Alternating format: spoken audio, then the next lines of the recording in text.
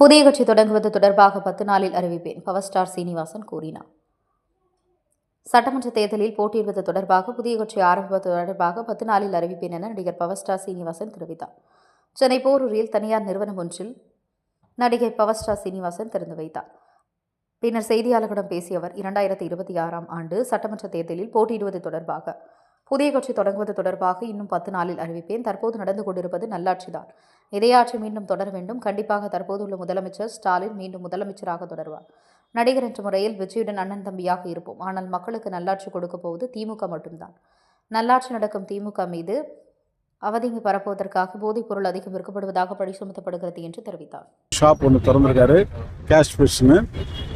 குழந்தைகளுக்கும் பள்ளி மாணவர்களுக்கும் கல்லூரி மாணவர்களுக்கு தேவையான அனைத்து நோட்டு, புக்கு, பேப்பர்ஸ் எல்லாமே அது இந்த கடையில் சேல்ஸ் ஆகுது. இதில் நாம் கலந்துக்கிறதுல ரொம்ப மகிழ்ச்சியாக இருக்குது. இதற்கும் மேலாக இந்த ஊர் எம்எல்ஏ கணபதி சாரும் வந்திருக்காரு. ரொம்ப சந்தோஷமாக இருக்குது.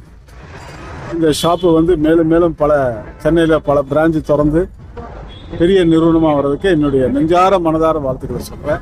இதற்கு உறுதுணையாக இருந்த என்னுடைய சகோதரி பத்மாவும் என்னுடைய இனிய டைரக்டர் செந்தமல் அரசு அவர்களுக்கும் நான் ரொம்ப நன்றி கடப்பட்டிருக்கிறேன். ரொம்ப நன்றி.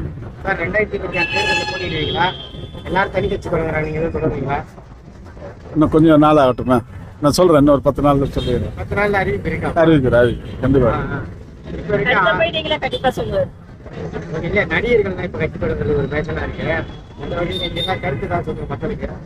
மக்களுக்கு ஒன்றும் இல்லை, நல்லாட்சி வரணும். ஏற்கனவே நடந்துகிட்டு இருக்கு நல்லாட்சி, இன்னும் தொடர்ச்சியாக அந்த ஆட்சி வரணுங்கிறத என்னுடைய விருப்பம். கண்டிப்பாக அடுத்த முதல்வர் நம்ம மாண்புமிகு ஸ்டாலின் சார் தான் வராரு. அதில் ஒன்றும் மாற்று கருத்தே கிடையாது. நடிகர் முறையில் அண்ணன் தம்பியாக இருப்போம். ஆனால் அரசியல் மக்களுக்கு நல்ல ஒரு முன்னேற்றம் தர்றது திமுக ஆட்சி தான். அதில் இருந்து மாற்றம். பள்ளி மாணவர்கள் அதிகமாக ட்ரக்ஸ் யூஸ் பண்ணுறதா அது இருக்குது, நான் இல்லைன்னு சொல்ல.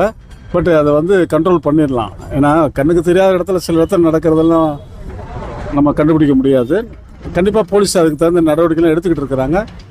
அது மற்ற ஸ்டேட்டை பார்க்கும்போது நம்ம தமிழ்நாடு எவ்வளோ பரவாயில்ல என்ன இருக்குது. மாணவர்கள் வந்து நல்லா படிக்கணும். கல்வி தான் அவங்களுக்கு வந்து ஒரு பெரிய அஸ்திவாரம். படிப்பு இல்லைன்னா ஒன்றுமே இல்லை. நீங்கள் எந்த அளவுக்கு நல்லா படித்து நல்ல முன்னேற்றம் தரீங்களோ அந்த அளவுக்கு நம்ம தமிழ்நாடு பேரும் போகணும், உலக லெவலில் பேசப்படும். அதுக்கும் வந்து திமுக ஆட்சி தான் வரணும்னு சொல்றீங்க. திமுக ஆட்சி வந்து பொறுப்பேற்றது தான் வந்து அதிகமாக போதைப் பொருட்கள் வந்து தமிழ்நாட்டுக்குள்ள வந்ததான் வந்து எதிர்கட்சி. அதெல்லாம் வதந்தி சார். எல்லா ஆட்சியிலையும் ஏதாவது ஒரு குறை சொல்லிட்டு தான் இருப்பாங்க. அதெல்லாம் நம்ம பொருட்படுத்த முடியாது. தமிழ்நாட்டு மக்கள் ரொம்ப நல்லவங்க. அதாவது ஒரு சிலர் ஏதாவது வடநாட்டிலேருந்து வந்து ஏதாவது போதைப் பொருள் யூஸ் பண்ணாங்களே, அதுக்காக தமிழ்நாட்டில் இருக்க மக்கள்லாம் பண்ணாங்கன்னு நினைக்க வேணாம். இல்லை, வதந்தி தான். ஒருத்தர் நல்லாட்சி பண்ணால் அதுக்கு கெட்ட பேர் உண்டாக்க நிறைய பேர் இருக்கிறாங்க. அதெல்லாம் ஒரு பெரிய இதாக எடுக்கக்கூடாது சார்.